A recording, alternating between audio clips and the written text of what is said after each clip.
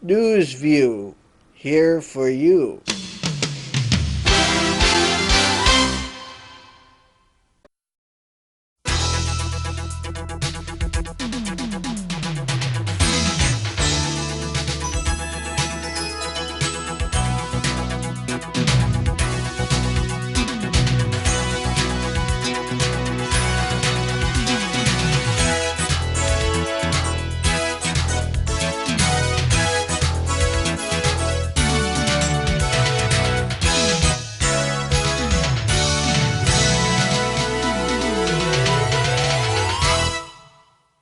This is News View and I'm Michael Badger, and the top story is President Obama, according to the Washington Post, uh, Jia Lin Yang says President Obama is refusing to sign a bill that would affect foreclosure proceedings. The White House officials said on Thursday President Obama will not sign the two-page bill that was passed by lawmakers without public debate after the critics of it said the legislation could loosen standards for foreclosure documents. The bill is called the Interstate Recognition of Notarizations Act and would make courts accept document notarizations made out of state. Democratic leaders on the Hill scrambled to figure out how the bill managed to go through Congress without any objection. This may prove embarrassing to Democrats who have been calling for federal investigations into flawed paperwork, forged documents, and other kinds of misconduct in foreclosure proceedings. And our next story is from Reuters, and there's a toxic sludge spill that has reached now the River Danube from Hungary. This toxic red sludge has damaged places beyond Hungary, and Tibor Dobson, who is a spokesman for the Hungarian disaster crews, told Reuters that there were sporadic fish deaths in the Raba and Masoni Danube rivers. He said that the fish all died in the smaller Marshall River, which was hit by the spill first.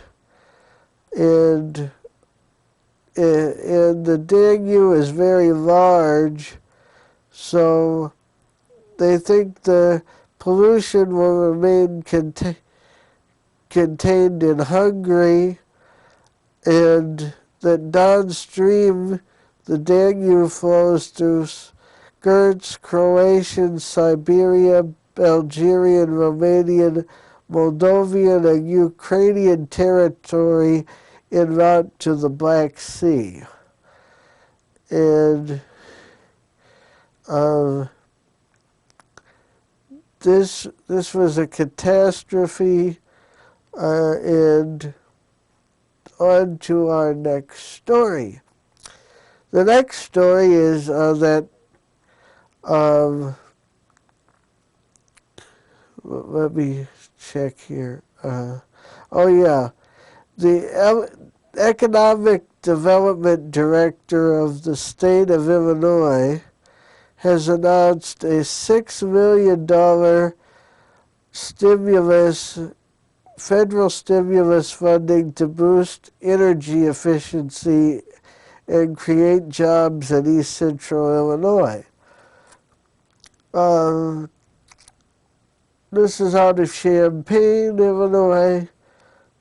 The Illinois Department of Commerce and Economic Opportunity issued the following news release that the Illinois Department of Commerce and Economic Opportunity Director Warren Ribley today visited EPI Works, Inc. Yesterday, or the day before yesterday when you're seeing this. And they're trying to get more people to buy, more than $6 million in public and private sector investments have been made in East Central Illinois region through the State Energy Plan. The state of Illinois is trying to target investments in renewable energy, energy efficiency, and green manufacturing that would create 12,000 green jobs across Illinois. They said that they're proud to be awarded the grant from DCEO, and EpiWorks is continually striving to develop and manufacture distinctive products that will benefit their customers and drive the technology roadmap, quote unquote. And if you want to see more of that story, you can go to tmcnet.com and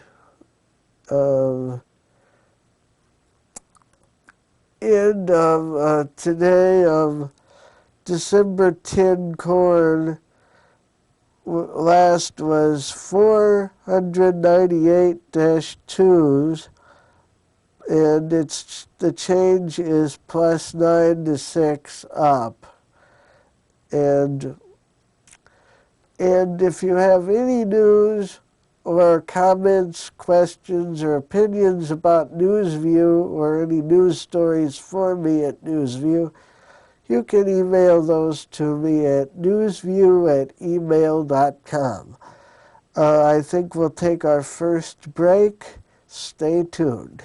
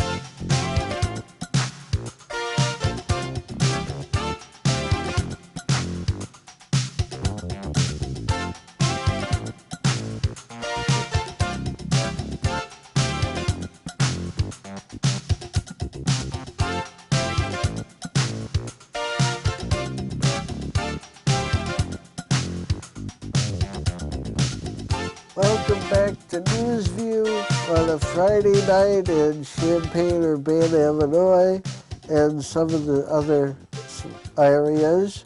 The next story is that Illinois has gotten a $10 million federal grant to bring more foster children into permanent families. This is from the Associated Press. Illinois has received the grant to test new ways of finding permanent homes for the foster children in the state. The U.S. Department of Health and Human Services announced the award last Friday, and it will fund a 5-year project for children aged 9 to 12 and trying to help them find a family. State officials say that Illinois' approach has safely lowered the number of children in foster care in the state. The state has reunited children with both birth families, subsidized guardianships, uh, and found placements with other family members and encouraged adoptions. And the next story is a Decatur man has been convicted of loan fraud. And in Urbana, at the court, a federal jury deliberated approximately 5½ hours before returning the guilty verdicts on all 9 counts of fraud charged against the Decatur real estate broker Terry Hart for his participation in a real estate flipping scheme. His sentencing is scheduled on January 20th, 2011. His trial began in Urbana Federal Court on September 21st.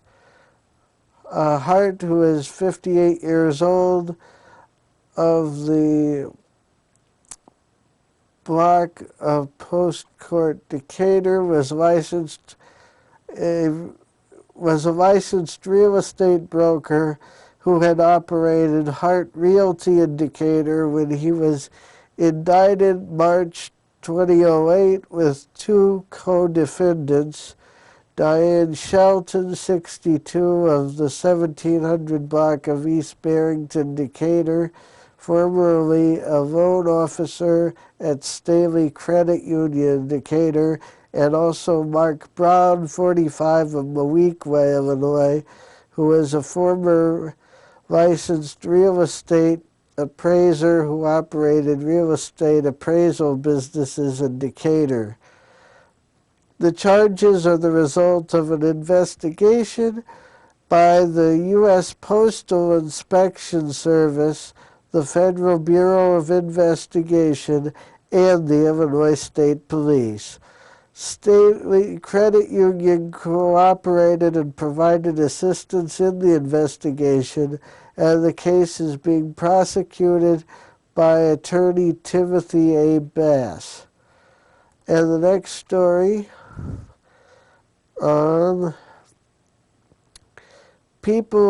two dozen people have gotten sick at an Obama rally, and a new Gallup poll indicates that U.S. unemployment is at 10.1% as of last month.